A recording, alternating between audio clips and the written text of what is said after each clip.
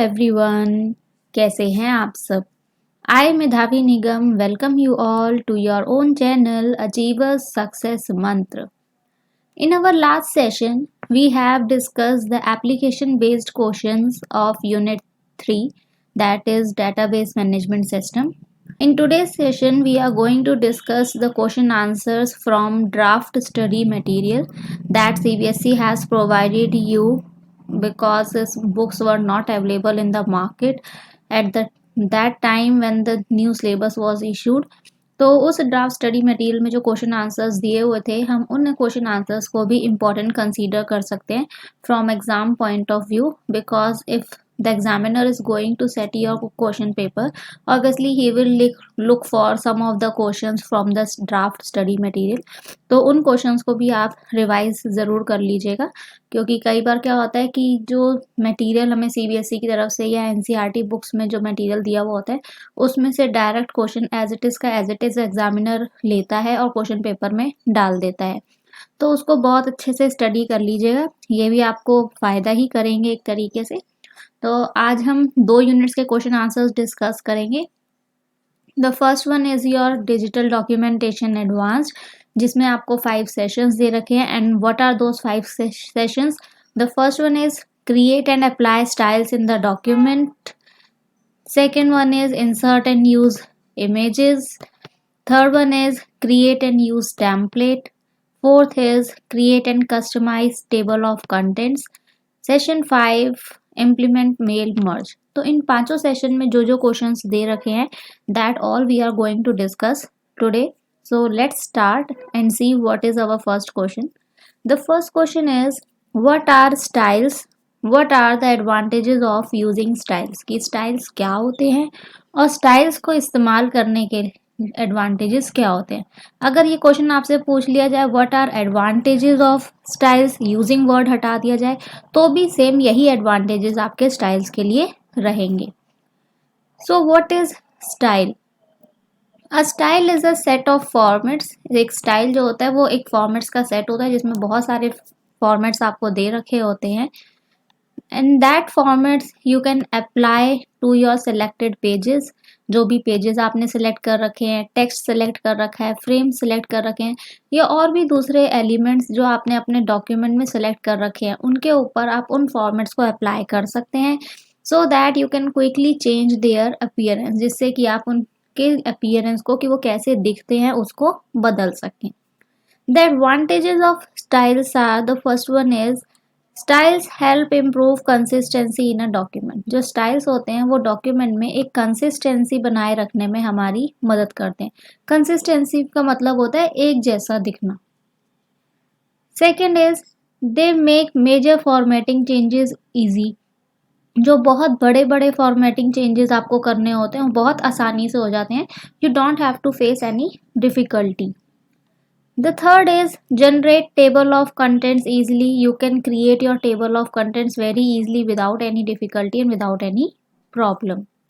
And the fourth one is we can navigate through long documents painlessly. हम बिना किसी रुकावट के, बिना किसी प्रॉब्लम के लंबे लंबे डॉक्यूमेंट्स में आसानी से नेविगेट कर सकते हैं। It means we can move from one place to another.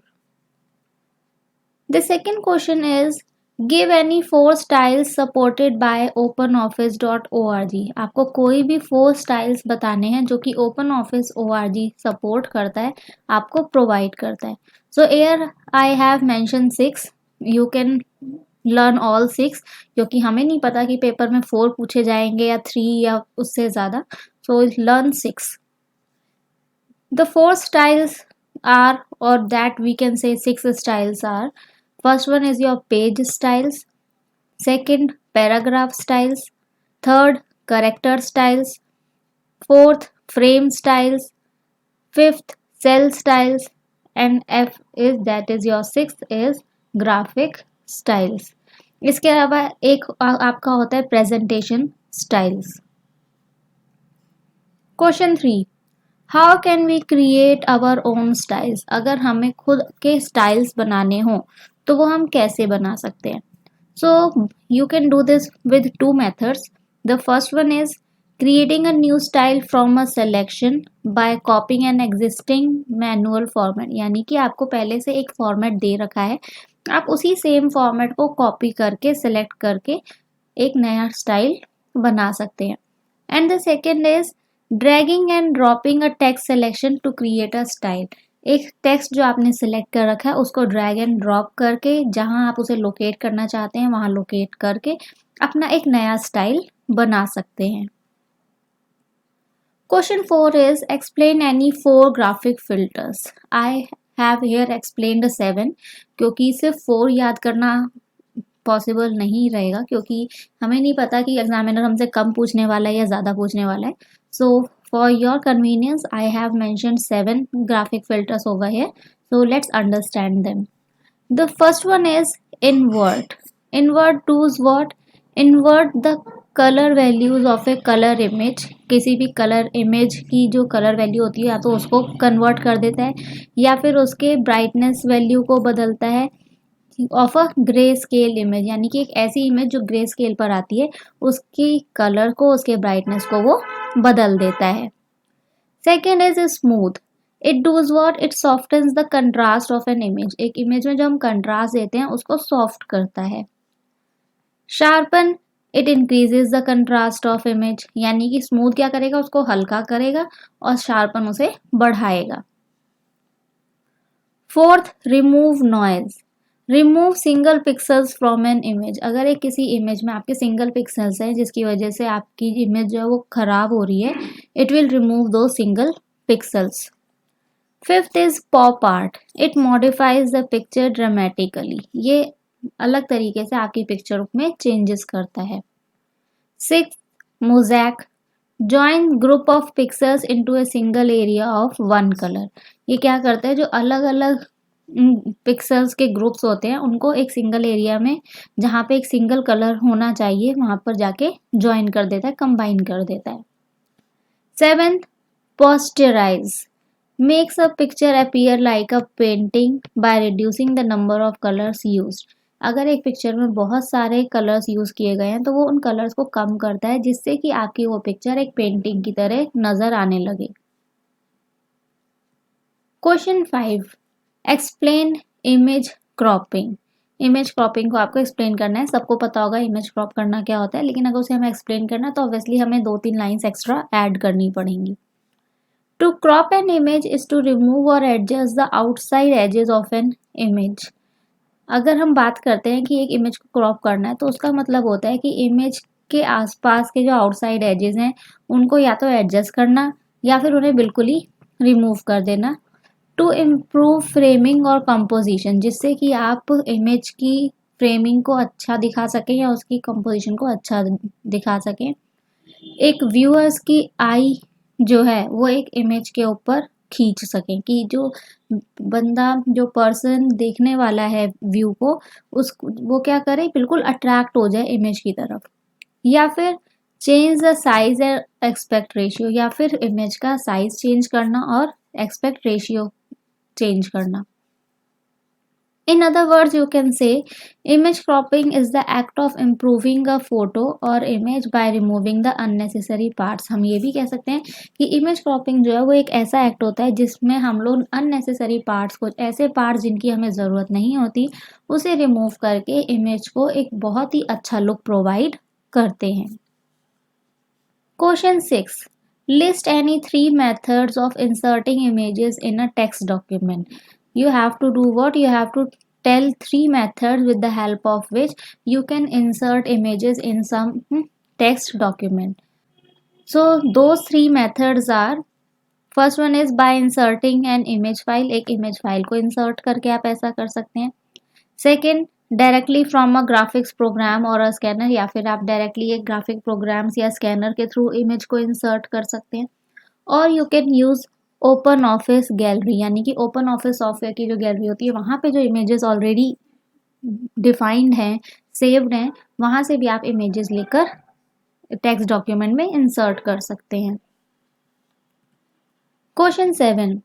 What do you understand by the terms? Here you have been given 4 terms: text wrapping, anchoring, alignment and arrangement. So you have to define all these four.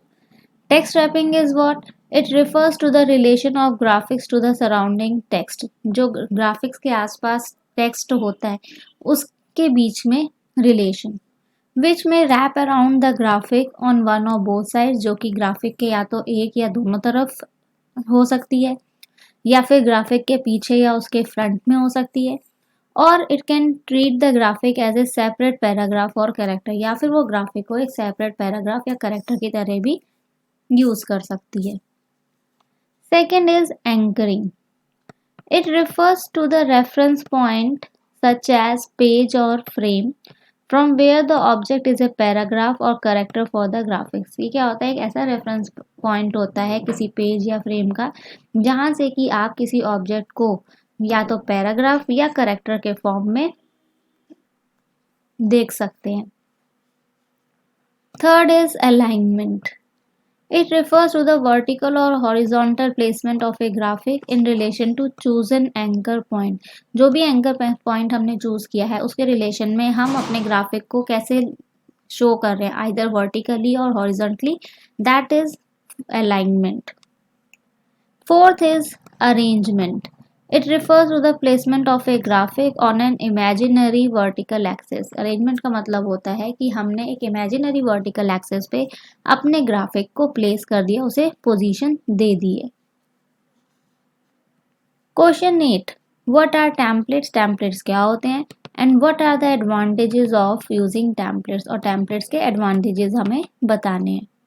Well, everybody knows that template is an empty document that is used to store different features of formatting. तो एक ऐसा document जिसमें कि हम बिल्कुल खाली space रखते हैं और उसे हम स्टोर करते हैं डिफरेंट फीचर्स ऑफ फॉर्मेटिंग के साथ, तो उसे टेम्पलेट या फिर डॉक्यूमेंट टेम्पलेट कहा जाता है.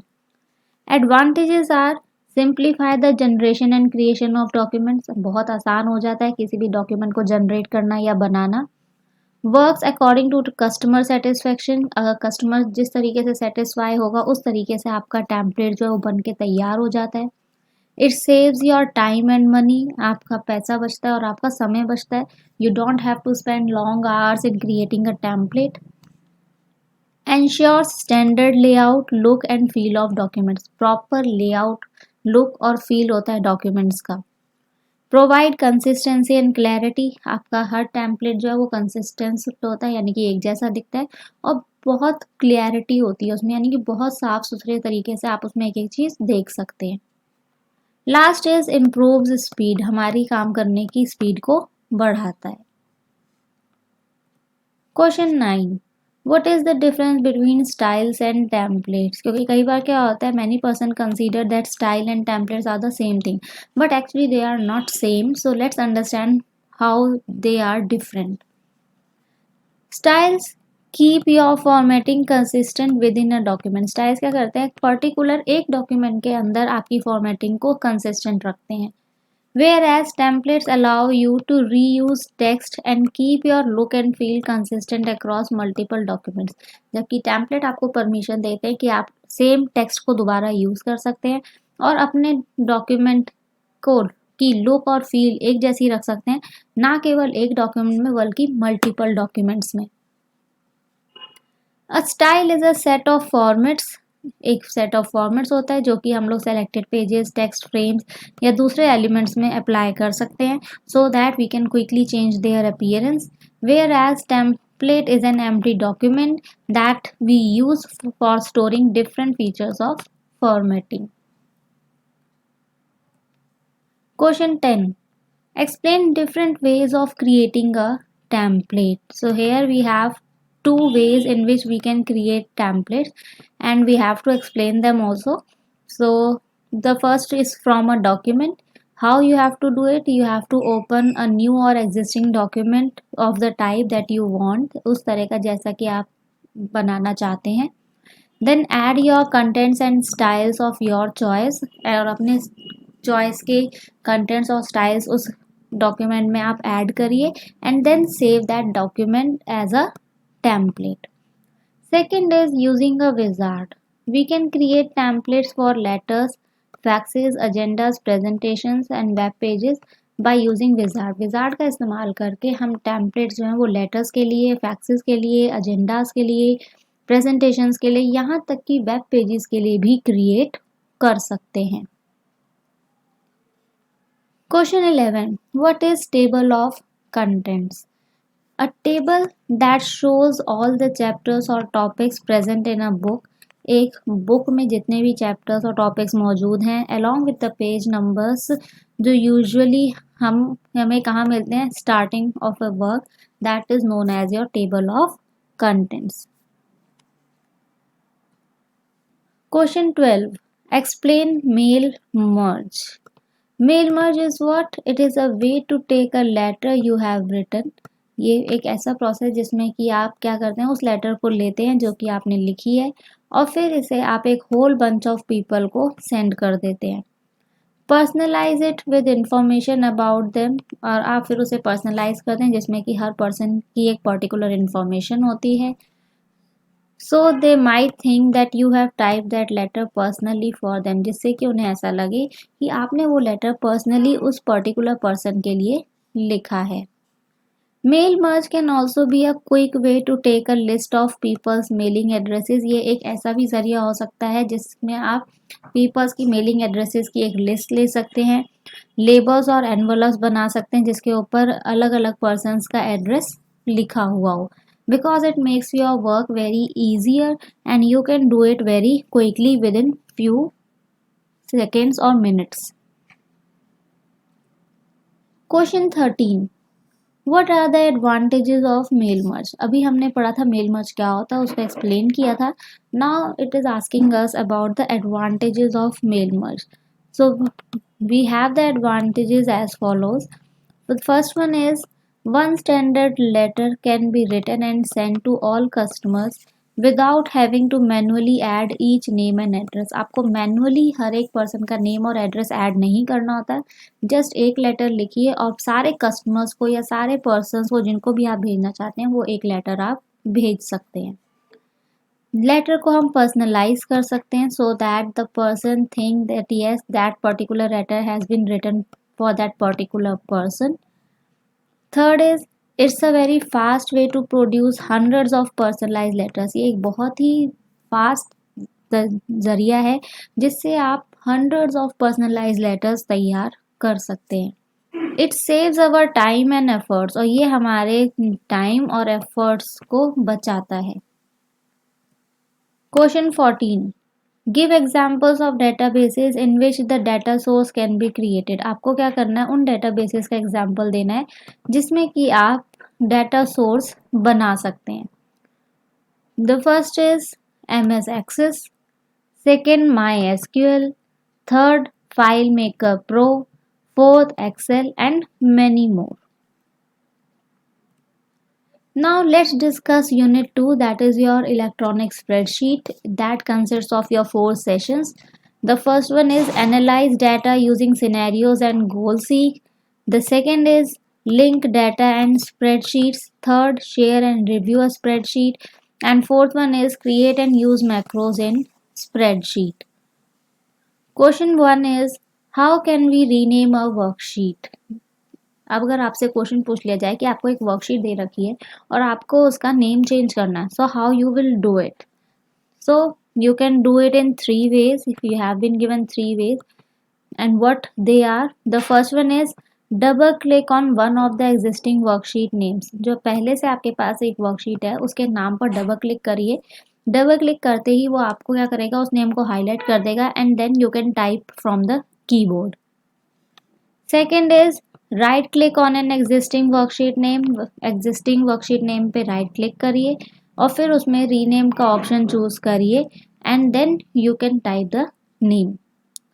Third one is select the worksheet you want to rename. जो भी आप वर्कशीट रीनेम करना चाहते हैं उसको क्या करना है, आपको सेलेक्ट करना है। Then select the sheet option from the format menu. फिर फॉर्मेट मेन्यू में जाके शीट ऑप्शन चूज करिए और वो शीट मेन्यू जब आप ऑप्शन चूज करेंगे इट विल डिस्प्ले अ सब मेन्यू। वो एक सब मेन्यू डिस्प्ले करेगा जहाँ पे आपको रीनेम का ऑप्शन दे रखेगा। Then click on that rename option और वो आपको क्या करेगा, ऑप्शन दे देगा कि yes now you can change the name of your worksheet. Question 2. What are the two ways of referencing cells in other worksheets? अगर दूसरी वर्कशीट में आपको किसी पर्टिकुलर सेल को रेफरेंस करना है, रेफर करना है, तो वो कौन से दो तरीके से आप कर सकते हैं? So those two ways are by entering the formula directly using the keyboard.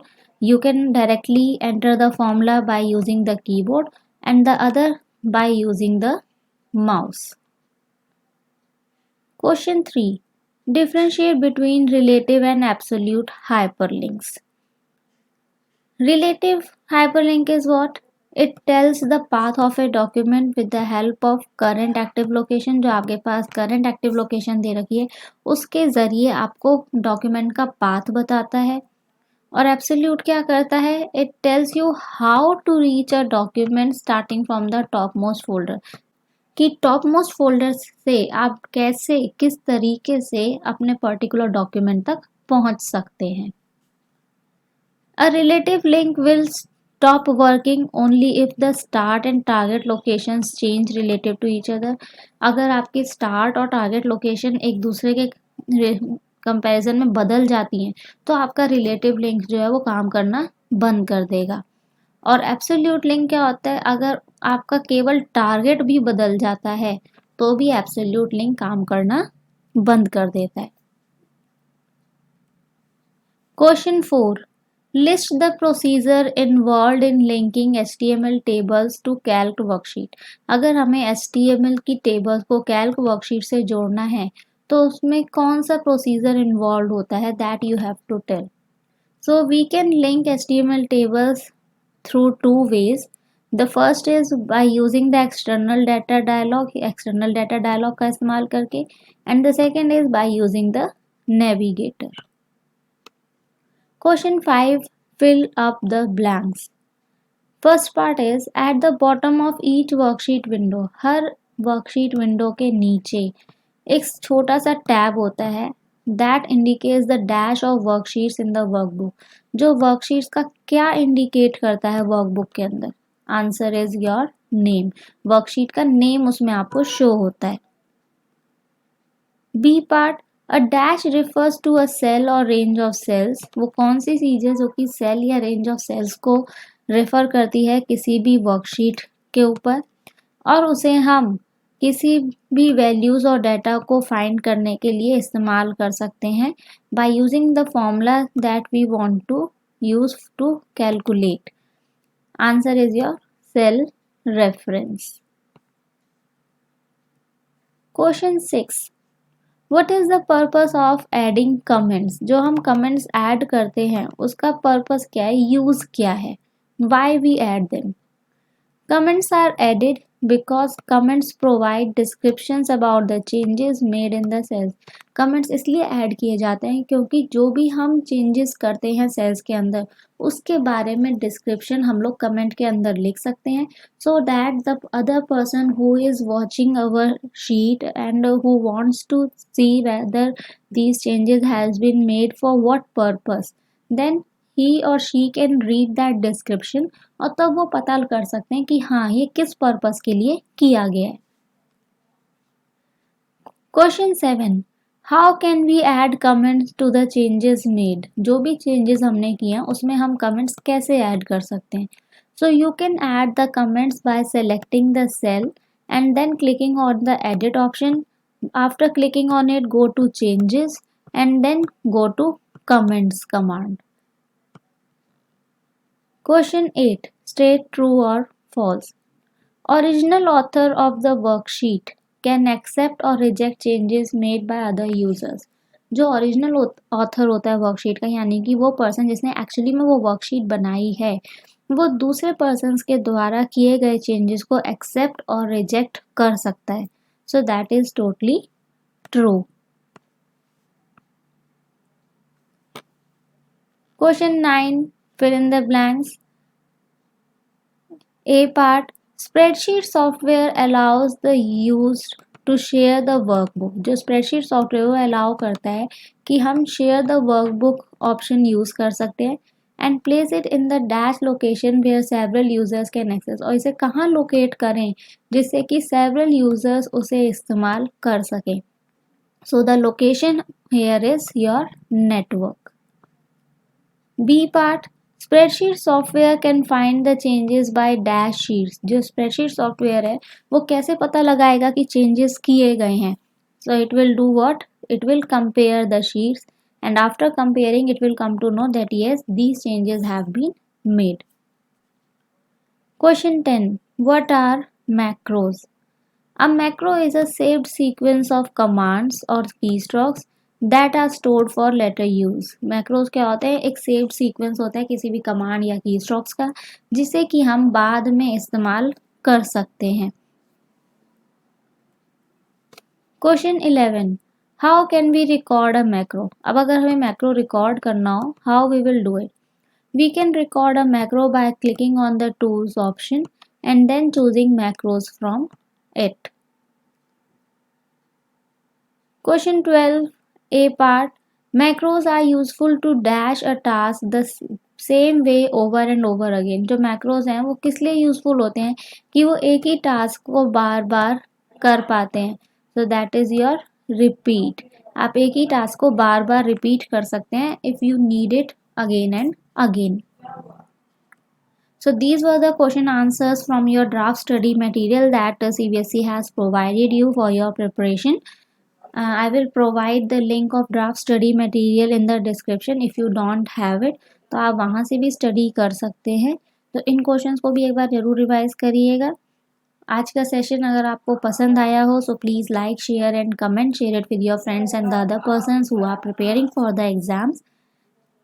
Old subscribers, please stay connected with us, and the new visitors of the channel can subscribe the channel and press the bell icon so that you keep getting the notifications of upcoming sessions. In the next session we will discuss the question answers of unit 3 and unit 4 from your draft study material. Meet you in the next session. तब तक के लिए स्वस्थ रहिए, मस्त रहिए, व्यस्त रहिए. Bye bye, take care.